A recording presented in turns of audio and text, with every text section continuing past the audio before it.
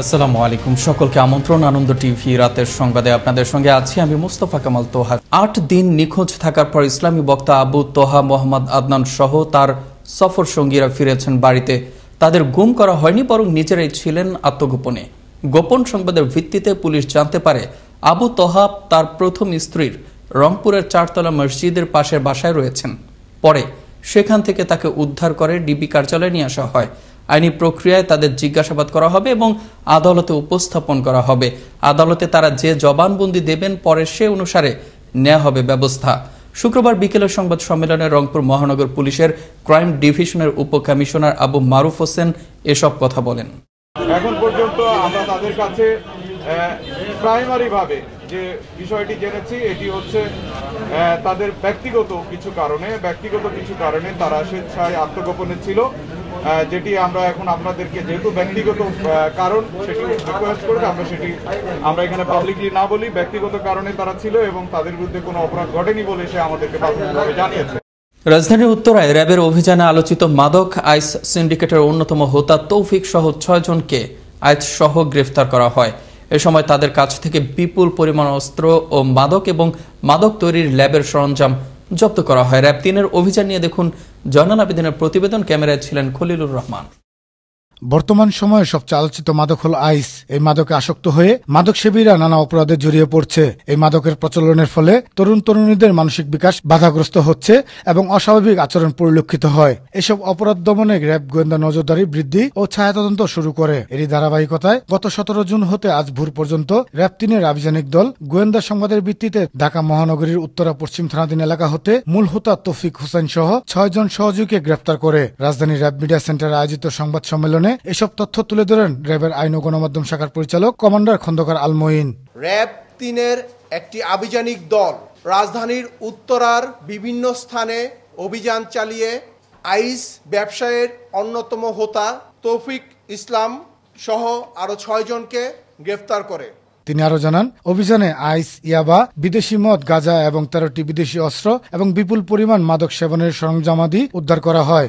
এখানে বিভিন্ন প্রাইভেট ইউনিভার্সিটির তরুণ তরুণীরা আসতো, তারা আইস সহ বিভিন্ন মাদক সেবন করত। এই সংঘবদ্ধ চক্রটি সাম্প্রতিক সময়ে উত্তরায় একটি ম্যাথ ল্যাব তৈরি করে বিভিন্ন বিশ্ববিদ্যালয়ের শিক্ষার্থীদের মাঝে বিক্রি সহ সেবন করাতো। পাশাপাশি বিভিন্ন অনৈতিক কর্মকাণ্ড করিয়ে তা ভিডিও ধারণ করে তাদেরকে অস্ত্র দিয়ে ভয় দেখিয়ে হাতিয়ে নিয়েছে বিপুল পরিমাণে টাকা বলে জানায় র্যাব।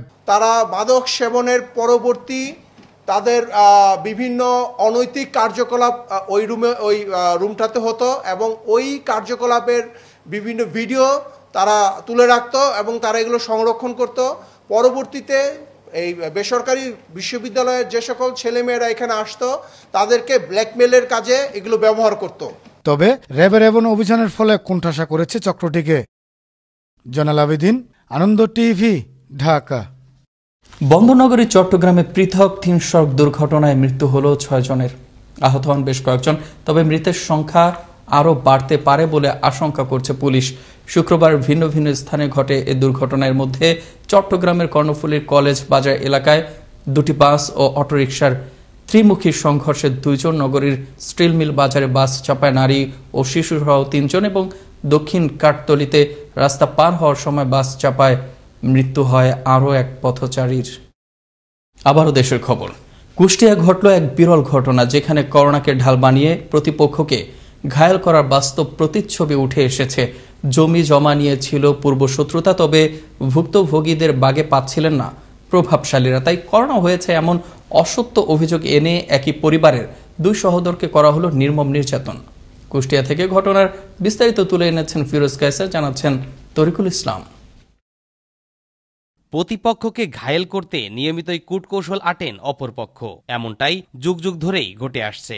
এমনই ঘটনা ঘটল কুষ্টিয়ার কুমারখালী উপজেলার রামচন্দ্রপুর গ্রামে। জায়গা জমির পূর্ব শত্রুতার জেরে করোনা হয়েছে এমন মিথ্যা অপবাদ দিয়ে একই পরিবারের 2 ভাই দুলাল ও ফজলুলকে অমানবিক নির্যাতন করল একই গ্রামের প্রভাবশালী ব্যক্তি এমদাদুল, তুহিন ও তাদের নেতৃত্বাধীন সন্ত্রাসী বাহিনী। লোহার রড, কাঠের বাঠাম ও বাঁশের লাঠি দিয়ে নির্মমভাবে চালানো হয় নির্যাতন।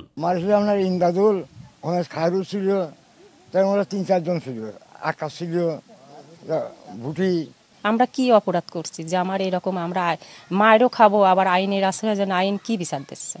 ভুক্তভোগী পরিবারটির অভিযোগ, মামলা তুলে নিতে নিয়মিতভাবেই তাদের চাপ দেওয়া হচ্ছে। সুষ্ঠু ও সুন্দরভাবে বেঁচে থাকার জন্য প্রশাসনের সহযোগিতাও চাইলেন তারা। জমি জমানে সামান্য একটু থাকে, সেটা থেকে মনে করেন পর্যায়ক্রমে যায়। একদিন আমার বাজার থেকে হচ্ছে মারে, আমি কেস করি, কেস জামিন হয়ে আসে আমার বাড়ির উপর হামলা দেয়, ইট পাটকেল মারে, ঘর বাড়ি করে, বাড়িতে বেরোতে দেয় না। কেস তুলিস নিকে আমি বললাম কেস তুলবো, তোরা তুই সময় নিছিস, তোরা সালিশির ডেট নেছে, ডেটের মধ্যে কোরবান শ্রেণীর পরে তখন সালিশি যা হয় তাই হবে না, তা শালা আজ কালকের মধ্যে তুলতে হবে, তা নাহলে টাকা দিয়ে 4 লাখ। অপরদিকে যাদের বিরুদ্ধে এত অভিযোগ তারাও অস্বীকার করলেন বিষয়টি। গ্যামজাম আগে ছিল, কিন্তু কালকে জমিদার সম্বন্ধে কোনো কথাই ওঠেনি, কোনো মারধরে করেনি, এটা সম্পূর্ণ ভুয়া মিছে কথা। এটা সালিশের মাধ্যমে দিকে হয়েছে, সালিশের মাধ্যমে তারা বলে যারা মানতে যায় তোমরা তোমার জায়গার যেটুকু করে ঘেরো, মাতব্বর যেটা বলতে আমি সেইটা বাস্তবায়ন করেছি। সমাজের কারো দ্বারা যেন কারো অধিকার ক্ষুণ্ণ না হয় সে বিষয়ে স্থানীয় প্রশাসনকে তৎপর হতে হবে, তাহলেই সমাজে বিরাজ করবে শান্তি। তরিকুল ইসলাম, আনন্দ টিভি, ন্যাশনাল ডেস্ক। ব্রাহ্মণবাড়িয়ার কসবায় পিকআপ ভ্যানের ধাক্কায় মৃত্যু হল মোস্তফা কামাল নামের পুলিশের এক উপপরিদর্শকের। বৃহস্পতিবার রাতে উপজেলার কুমিল্লা সিলেট মহাসড়কের কালামুরিয়া গ্রামে দায়িত্বরত অবস্থায় একটি পিকআপ ভ্যান মোস্তফা কামালকে ধাক্কা দিয়ে পালিয়ে যায়। গুরুতর আহত অবস্থায় উদ্ধার করে ব্রাহ্মণবাড়িয়া হাসপাতালে পাঠানো হলে সেখানে কর্তব্যরত চিকিৎসক তাকে মৃত ঘোষণা করেন। ঘটনার সত্যতা নিশ্চিত করেন ব্রাহ্মণবাড়িয়ার অতিরিক্ত পুলিশ সুপার মোহাম্মদ শাহিন। নারায়ণগঞ্জের রূপগঞ্জ থেকে দেশি ও বিদেশি মদসহ 24 জন নারী ও পুরুষকে আটক করল রূপগঞ্জ থানা পুলিশ। শুক্রবার সকালে উপজেলার পূর্বাচল হোয়াইট হাউস নামক একটি আবাসিক হোটেল থেকে তাদের আটক করা হয়। আটককৃতদের বিরুদ্ধে মাদকদ্রব্য নিয়ন্ত্রণ আইন ও অসামাজিক কাজে জড়িত থাকার অভিযোগে পৃথক 2টি মামলা করা হয় বলে জানান রূপগঞ্জ থানার ভারপ্রাপ্ত কর্মকর্তা AFM সায়েদ।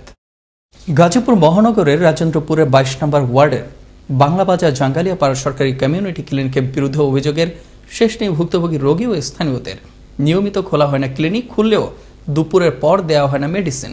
এতে রোগীরা পড়ছেন বাড়তি বিড়ম্বনায়। ক্লিনিকের দায়িত্বরত একজন বিষয়টি এড়িয়ে গেলেও জেলা সিভিল সার্জন বলছেন অভিযোগের সত্যতা পেলে নেওয়া হবে ব্যবস্থা। গাজীপুর থেকে আব্বাস উদ্দিনের প্রতিবেদন, জানাচ্ছেন ফয়সাল মাহমুদ। অভিযোগ উঠেছে গাজীপুর মহানগর 22 নম্বর ওয়ার্ডের বাংলাবাজার জাঙ্গালিয়াপাড়া সরকারি কমিউনিটি ক্লিনিক নিয়মিত না খোলার ব্যাপারে। নিয়মিত ক্লিনিক না খোলার অভিযোগ করেন ক্লিনিক চিকিৎসা সেবা নিতে আসা ভুক্তভোগী রোগীরা। মাঝে মধ্যে পাই, মাঝে মধ্যে খোলা থাকে, বন্ধও থাকে, মানে সবসময় খোলা পাই না। রোগী খোলা থাকলে ভালোই আছে, কিন্তু খোলার কারণে আসে না, দেখা যাচ্ছে অনেক রোগী চলে যায়।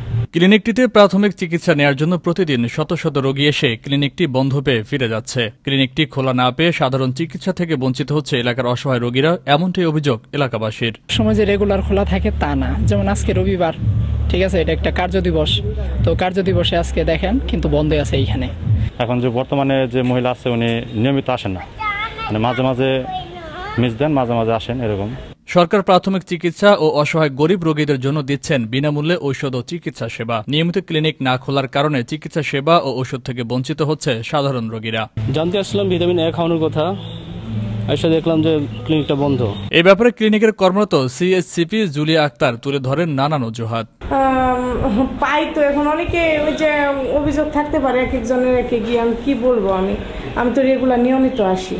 এদিকে অভিযোগের সত্যতা পেলে ব্যবস্থা নেওয়া হবে বলে জানান গাজীপুর জেলা সিভিল সার্জন ডাক্তার খায়রুজ্জামান। অভিযোগগুলো আমার সামনে উপস্থাপন করেছেন, এগুলো অবশ্যই আমি, আপনারা তো দেখলেনই, আমি সাথে সাথে ইউএইচএফপি মহোদয়ের সাথে আমি কথা বলেছি, সে এটা ইনভেস্টিগেশন করবে। যদি ইনভেস্টিগেশন করে যদি এর সত্যতা পাওয়া যায় আমরা অবশ্যই ব্যবস্থা নেব এবং তড়িৎ গতিতে এটা ব্যবস্থা নেওয়া হবে। এ বিষয়ে দ্রুতই পদক্ষেপ নেবে সংশ্লিষ্ট মহল। ক্লিনিক হয়ে উঠবে সর্বসাধারণের, রোগীরা লাভ করবে সরকারি চিকিৎসা সেবার সুফল, এমনই প্রত্যাশা ভুক্তভোগী ও এলাকাবাসীর। ফয়সাল মাহমুদ, আনন্দ টিভি, ন্যাশনাল ডেস্ক। এই ছিল এখনকার মতো আনন্দ টিভির সর্বশেষ সংবাদ এবং বিনোদন। সবার আগে দেখতে ভিজিট করুন www.facebook.com/anandotv BD এই পেজে। ধন্যবাদ সবাইকে, শুভরাত্রি।